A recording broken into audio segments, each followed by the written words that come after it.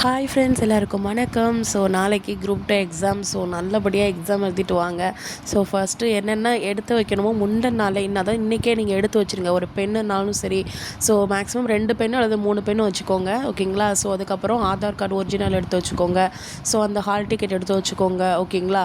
So வேறு ஏதாவது proof வேணும் அப்படின்னா அந்த ப்ரூஃபையும் சேர்த்து எடுத்து வச்சுக்கோங்க. ஏன்னா ஆதார் கார்டில் ஃபேஸ் வந்து கரெக்டாக இருக்காது. ஸோ அந்த வேறு ஏதாவது எக்ஸ்ட்ரா ஒரு ப்ரூஃப் வேணாலும் எடுத்து வச்சுக்கோங்க. ஒரிஜினலே மேக்ஸிமம் எடுத்து வச்சுக்கோங்க. ஏன்னா இப்போ வந்து ஜெராக்ஸ் அப்படிங்கிறது வந்து எல்லாருக்கிட்டையும் இருக்கும். யார் வேணாலும் இப்போ ஜெராக்ஸ் நம்ம எங்கேயாவது மிஸ் பண்ணியிருப்போம். ஸோ அது கூட போயிருக்கும். ஸோ ஒரிஜினல் வந்து மேக்ஸிமம் எடுத்து வச்சுக்கோங்க, ஓகேங்களா. ஸோ நெக்ஸ்ட் வந்து ஒரு பாஸ்போர்ட் சைஸ் ஃபோட்டோ முடிஞ்சால் எடுத்து வச்சுக்கோங்க, ஓகேங்களா. ஏன்னா நம்ம எல்லாத்துக்கும் ப்ரிஃபராக இருக்கிறது ரொம்ப ஒரு நல்ல விஷயம், சரிங்களா. ஸோ அதுக்கப்புறம் வாட்ச் வந்து மேக்ஸிமம் கெட்டிட்டு போயிருங்க. அவங்க வேண்டாம் அப்படின்னா நீங்கள் வந்து அதுக்குன்னு ஒரு ரூம் அலாட் பண்ணுவாங்க. ஸோ அந்த ரூமில் வந்து நீங்கள் வச்சுக்கலாம், ஓகேங்களா. ஸோ வந்து மேக்ஸிமம் வாட்ச் எடுத்துகிட்டு போங்க. ஏன் அப்படின்னா அவங்க சொல்லுவாங்க 1 ஹவர் இருக்குது 1 ஹவர்னு சொல்லுவாங்க. இருந்தாலும் நம்ம வந்து இந்த டைம் மேனேஜ்மெண்ட் பண்ணி இப்போ நம்மளுடைய வாட்சை பார்த்து டக்கு டக்கு எழுதுறது இன்னும் கொஞ்சம் ஈஸியாக இருக்கும். ஸோ அதனால் நீங்கள் வாட்ச் எடுத்துகிட்டு போகிறது நல்லது. அப்புறம் அவங்க வேண்டாம்னு சொல்லிட்டாங்கன்னா நீங்கள் அந்த இடத்துல எங்கேயாவது கழட்டி வச்சுருங்க, ஓகேங்களா. ஸோ அந்த ரூம் அலர்ட் பண்ணியிருப்பாங்களே, ஸோ அந்த ரூமில் வந்து கழட்டி வச்சுருங்க. ஒரு பேக் எடுத்துகிட்டு போயிருங்க, ஓகேங்களா.